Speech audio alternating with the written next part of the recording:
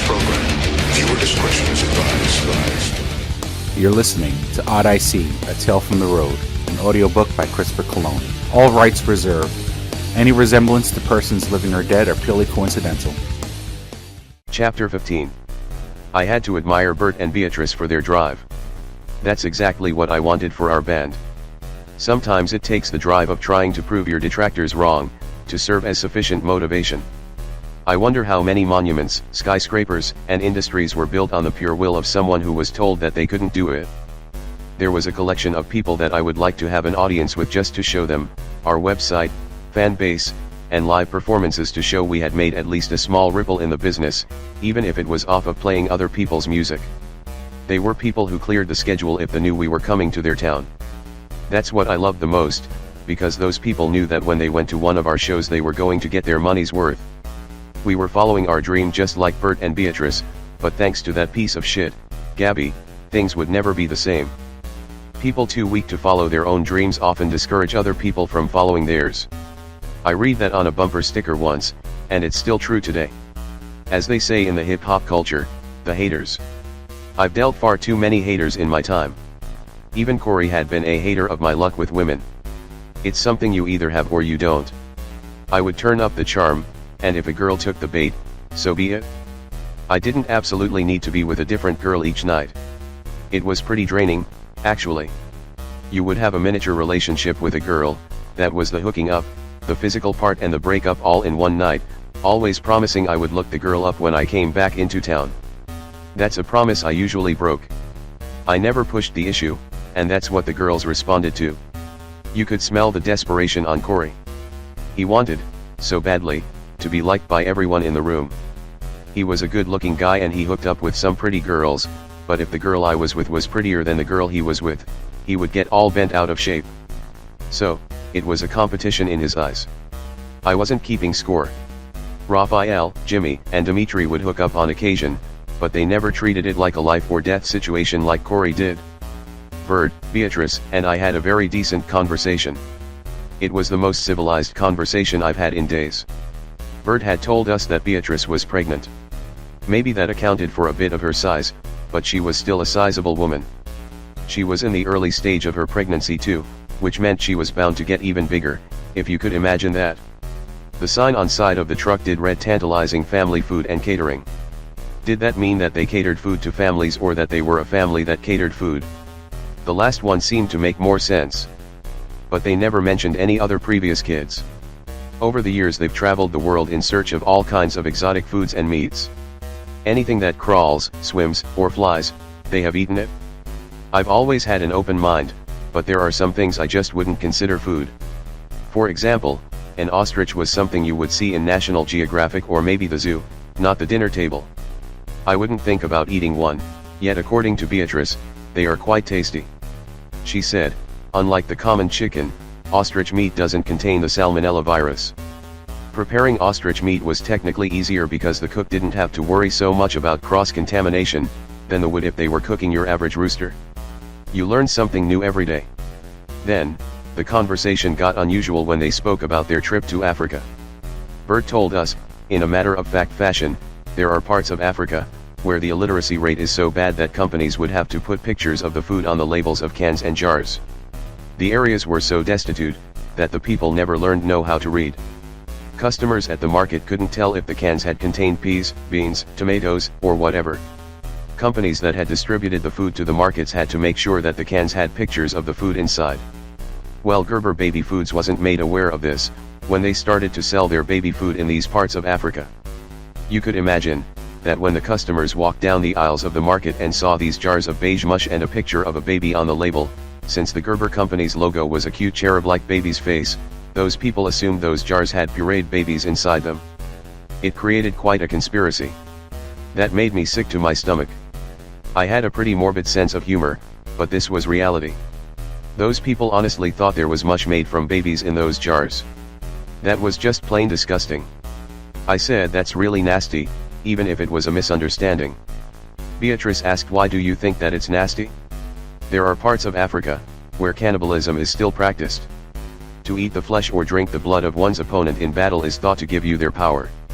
I wanted to retch look I could understand, if you were in a life or death situation like those South American soccer players, when their plane crashed in the mountains. Even I'd probably starve before I eat another person. Bert tried to argue. Think about it, Andy, look at your average American. They stuff their faces with nothing but sugary and fatty foods their whole lives. They don't exercise, so their muscles are nice and tender. It's no different than what they do to milk-fed veal on the farm. They overfeed the calves and keep them from moving, and milk-fed veal is some of the most tender, delicious meat you could ever eat. And Americans do this to their bodies for free. As a whole, this nation takes basic care of themselves, so it's not like you have to worry about mad cow disease. I interjected, but mad cow disease was different. They ground up those sick cows and fed them to other cows. It's not like those poor cows had a choice on what they ate. They just took what was in front of them. People have the brains to make that choice. Beatrice sounded like she did her homework. There are several animals that willingly eat their own kind. Don't tell me you never had a hamster or gerbil mother that ended up eating the runts of the litter. When sharks are still in the uterus of their mother, brother will eat brother, on pure instinct. And look at the praying mantis, the female eats the male's head during intercourse. Cannibalism is very natural. You only have issue with it, because of the environment you were raised in, considers it taboo. I couldn't believe my ears. So you're telling me that you too have eaten people? Bert and Beatrice had agreed in unison. Oh, yes. That's what I was talking about earlier. Bert continued, people were so close-minded to our revolutionary ideas. Remember when I said, I could work wonders with a steak? That's what I meant. Human meat is so tender. All you have to do is saute it in a smoking hot pan. I could see in the rear-view mirror, that not only was Bert serious, he was talking like a fucking connoisseur of human flesh. I could swear I saw him wipe his salivating mouth. Bert continued, unabated, lightly dust the meat with a mixture of flour, salt, and pepper. Anything more would interfere with the flavor. Pat off the excess. Then I would make a burgundy wine and mushroom sauce. Wait, are you guys serious? You're talking about eating people, as if it's normal. Like you could just go to the local butcher shop and pick up a pound of human flesh. Well, you see, that's the problem, Andy. Beatrice lifted her mountainous mass from the passenger seat. We felt the weight shift the truck's suspension system as she made her way past Bert and towards me and my bandmates. You can't just go a butcher shop and pick up human meat. Bert took her cue and stopped the truck. She filled up the whole space in between the countertops of the food preparation area in the back of the truck. She reached up and grabbed a large butcher knife that had been hanging by a hook along with a bunch of other cutting utensils. Her arm fat jiggled as she yanked it free. Her sizable body had blocked us off in the back of the truck. It was too late for me to try to grab any of the other hanging utensils in order to defend myself. She was in the way. I started to scan around the countertops to see if there was anything that wasn't bolted down, that I could use as a weapon. I couldn't find anything. Damn Bert and his tidy kitchen. She slowly steamrolled our way with her intentions written all over her face. We couldn't escape. Even without the knife, she could easily smother and crush us with her weight. She continued to speak, the hardest part is finding people to eat. There are so few volunteers. I like my meat fresh and healthy, so that rules out hospitals and morgues. Just try to relax, guys, I'll make it nice and quick. You won't feel a thing, I promise. I've slaughtered enough cows and sheep in my day, I know exactly how to slit a throat in one strong swipe. You'll be dead before you feel the pain. Bert jumped out his chair and stood behind Beatrice, as if to cheer her on. Looking at you boys, we'll have enough meat for a month or so. It's a shame you never had human flesh. It's so good.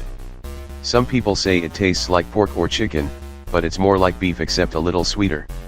You know what's the best kind of meat? Baby meat. My goodness, it's so tender and it slides right off the bone. Being so close to death, I wasn't in the mood to hear Bert sing the praises of a baby buffet. It did give me a good idea what was going to happen once Beatrice gave birth. I wonder how many times they might have done that. Make a baby, just to eat it? It disgusted me. If that was the way they felt about their own flesh, they would certainly have no remorse for killing me and bandmates. Then I thought of our surroundings. All this stainless steel. They could have slaughtered us and just hosed down this place when they were done chopping us up.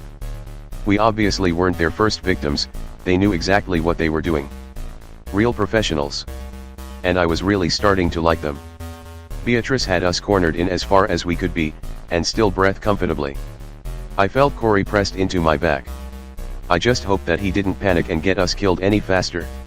It's nice to have guests for dinner, Beatrice said, smiling. I can't believe she was trying to be funny when she had murderous intentions on her mind. But to her, this wasn't personal. She didn't hate us. She wasn't killing us because we didn't share ideologies. We were meat and nothing else. Instantly, I felt remorse for every burger, chicken nugget, and pork chop I've ever eaten. It's all part of the circle of life, boys. Take solace in the fact that your death won't be in vain. Bert will prepare you boys in ways that I'm sure you'd be proud of. He's a great chef and your flesh will be treated with the utmost respect and reverence. You don't want to do this. Your guest of honor can't be the main course, too. I tried to diffuse the tension. You wouldn't want to die like this, Beatrice. You wouldn't want to become someone's dinner. Actually, Bert joined in. That's what I hoped for.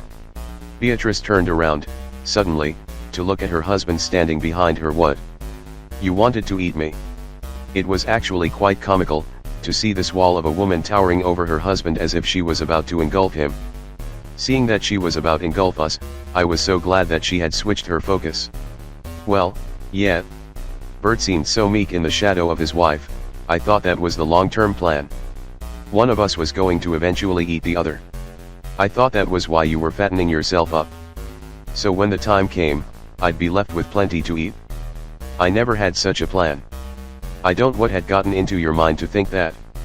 I wanted to take advantage of Beatrice's distraction.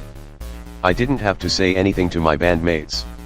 They were already on the same mental wavelength that I was. I screamed, "Now!" My bandmates and I rushed towards Beatrice's turned back.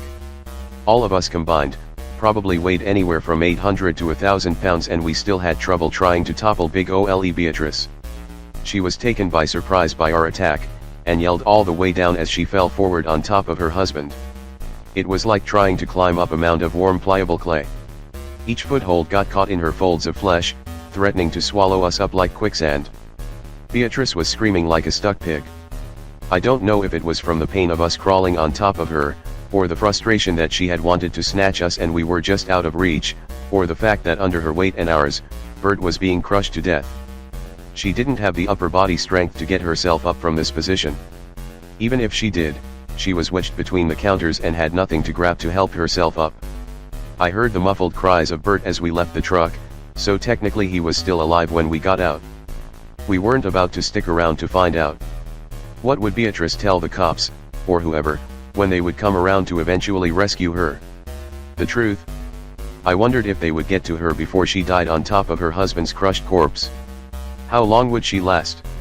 Could you be over 1,000 pounds and still die of starvation?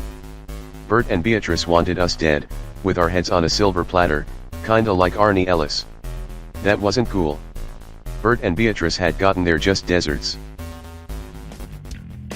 Please visit twostrangersonePodcast.net.